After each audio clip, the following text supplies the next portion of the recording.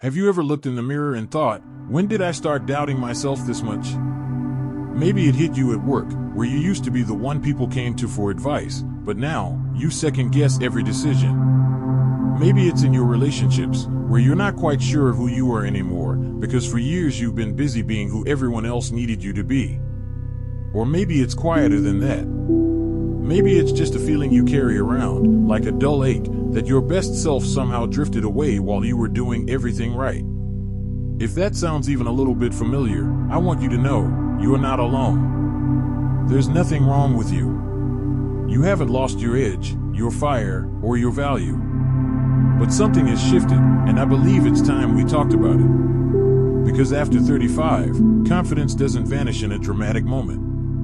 It slips away silently, like sand between your fingers, stolen by 4 subtle traps we rarely notice until it feels too late.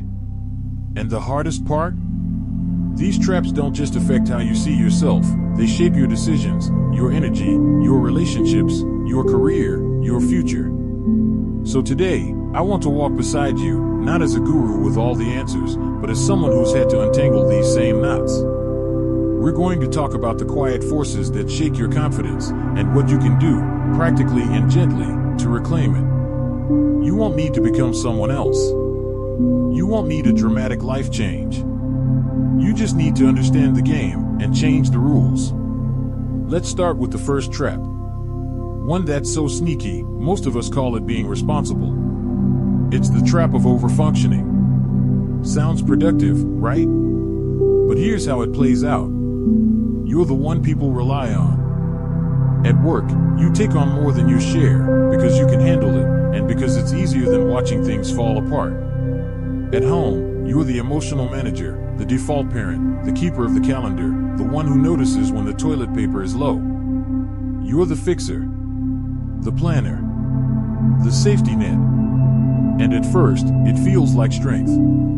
But slowly, quietly, it begins to chip away at something precious, your sense of self-worth apart from your utility. You stop asking, what do I want? And instead, you only ask, what needs to get done? And when all your value is tied to doing, you stop trusting your being. Let that sink in. Because when we overfunction for everyone else, we begin to underfunction for ourselves. We stop listening to our gut. We stop celebrating our wins. We stop making space to dream. And confidence shrinks, not because we aren't capable, but because we forget how to measure ourselves outside of performance. So how do you escape this trap? Start small. Ask yourself this question every morning. What would support me today? Not what's expected. Not what looks good on paper. But what would support you? Maybe it's saying no to an extra project. Maybe it's letting your partner handle dinner, even if it means the rice is overcooked. Maybe it's 5 minutes alone in your car before walking in the house. The key isn't in stopping your responsibilities. It's in remembering that you matter, too, not just what you do for others, but who you are when the world goes quiet. And I know, this feels weird at first. Guilt might show up. The urge to earn your rest might scream at you. But I promise, this is not selfish. It's sacred. You cannot pour from a broken cup. And the most confident people you know? They're not the ones doing everything. They're the ones who know when to say, this is enough. And I am enough. You know, something surprising happens when you start giving yourself permission to matter again. At first, it's uncomfortable, like wearing shoes that are finally the right size after years of squeezing into smaller ones. But then, little by little, you start noticing a shift. Your shoulders relax. Your breath deepens. You start to remember the version of you who trusted yourself. But as you find your way back to that grounded place, there's another trap waiting right around the corner. It doesn't look like a trap. It actually feels kind of noble. It's the trap of comparison disguised as inspiration. Let me explain. You scroll social media and see someone your age who just got a promotion, ran a marathon, started a business, renovated their kitchen, lost 20 pounds, wrote a book, and still had time to pack organic lunches for their kids. And you think, wow, good for them. But then quietly, almost imperceptibly, your brain finishes the sentence with, "And what the hell am I doing with my life?" Sound familiar? We tell ourselves we're just looking for motivation. But instead, what we're doing is stacking someone else's highlight reel against our behind-the-scenes chaos. And that's never a fair fight.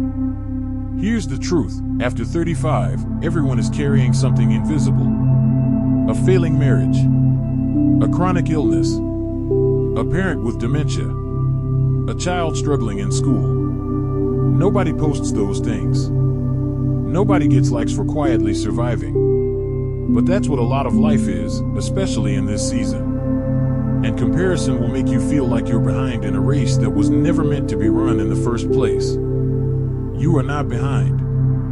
You are on a path that is deeply your own. And the moments you think you're falling short are often the exact moments you're doing the hardest work, healing, staying present, showing up when it's inconvenient. So how do we break this trap? Try this. Next time you catch yourself comparing your life to someone else's, pause and ask, what am I actually needing right now? Is it rest? Connection? A challenge? A sense of progress? Because when you name the real need, you can meet it directly.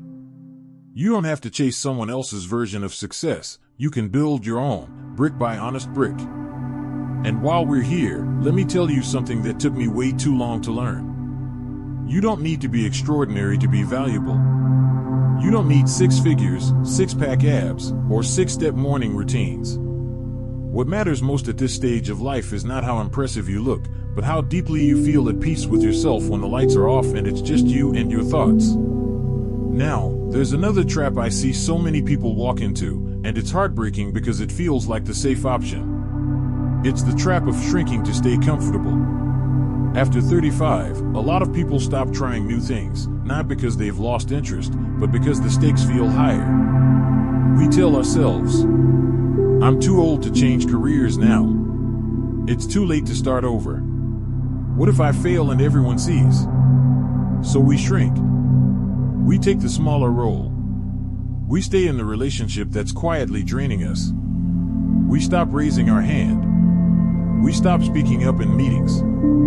We stop dreaming, because dreaming means risk, and risk means rejection. But here's the thing, comfort is not the same as confidence. Comfort keeps you safe. Confidence makes you brave.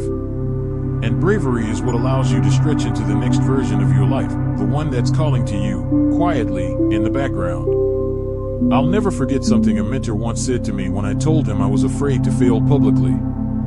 He said, "You've survived 100% of your hardest days so far. Don't let fear of looking foolish rob you of what's next."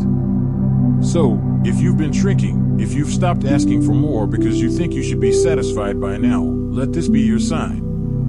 You're allowed to want more. More fulfillment. More growth. More ease.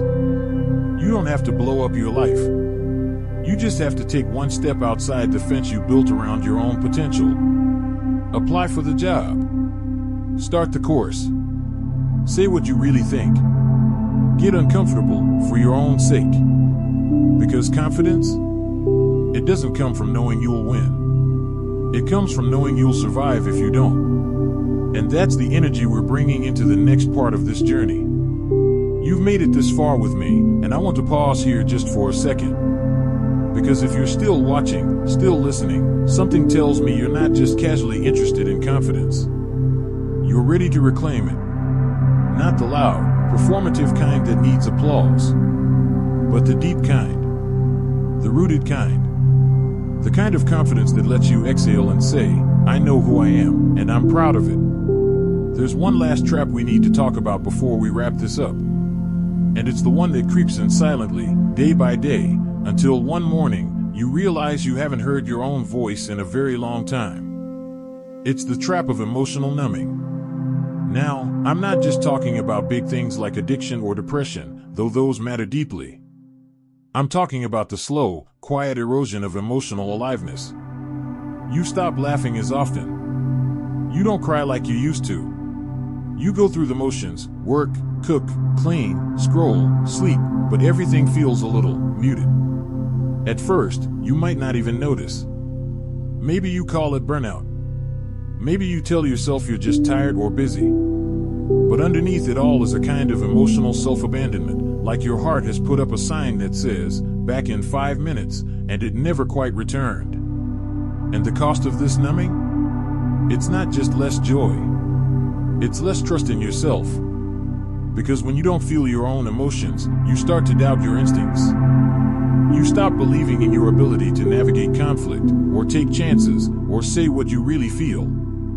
You lose confidence in the compass that's always been inside you. So how do you begin to thaw that frozen place? You don't need a dramatic awakening. You just need to notice again. Sit with your morning coffee and actually taste it. Listen to a song from when you were 20 and let it stir something. Call someone you miss and say, "Hey, I thought of you today." And when the wave comes, whether it's sadness or joy or frustration, don't push it away. Feel it. Breathe through it. That emotion is you coming back home. Because the opposite of confidence isn't insecurity. It's disconnection.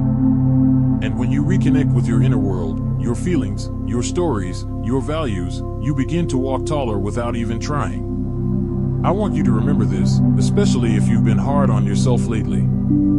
You are not broken. You are becoming someone softer, wiser, stronger in a quieter way. It's not weakness that made you question yourself, it's growth. And that growth? It's what's going to carry you into the next decade of your life with more clarity and courage than ever before. You don't need to fix everything today. You don't need to become a new person by tomorrow. But you can take one small, brave step, whether that's setting a boundary, taking a break, starting a journal, or just looking in the mirror tonight and saying, "I'm proud of the way I've kept going." If this video spoke to you, if something in it stirred a truth you've been carrying for a while, leave a comment and share your story. This isn't just my space. It's our space. A place where confidence isn't about being perfect. It's about being real. Like the video if it helped. Subscribe if you want more conversations like this. And maybe, just maybe, share it with someone who's been quietly doubting themselves too. Here's to you. Here's to the fire that's still burning, even if it flickers some days. Here's to living stronger, smarter, and more freely, no matter the number on your ID. You've got this. And I'm cheering for you. Before you go, I want to invite you to do something simple, but powerful. Just take a moment. Right now. Close your eyes, unless you're driving or multitasking, of course, and breathe in deeply. Hold it. And as you exhale, let go of the idea that you have to prove anything to anyone today. Let go of the to-do list that's chasing you. Let go of the voice that says you're behind. Let go of the mask you wear to hold it all together. Just for this one moment, let yourself be. Because the real magic in reclaiming confidence isn't about getting louder. It's about getting quieter and finally hearing yourself again. And if today is the day you chose to reconnect with your own voice, your real, unfiltered, beautifully imperfect voice, then that's more than enough. If no one has told you this in a while, I'm proud of you. For showing up. For listening. For feeling. For trying, even when it's hard, especially when it's hard. There's a quiet revolution happening inside of you. One that says, I'm done abandoning myself. One that says, I'm ready to stand up, even if my hands shake. One that says, I still get to choose who I become next. So keep going. Not because you need to become someone new, but because you finally remember who you've been all along. You are not too late. You are right on time. And your story? It's still unfolding. I hope you'll stick around for it. Because I'll be right here, every step of the way.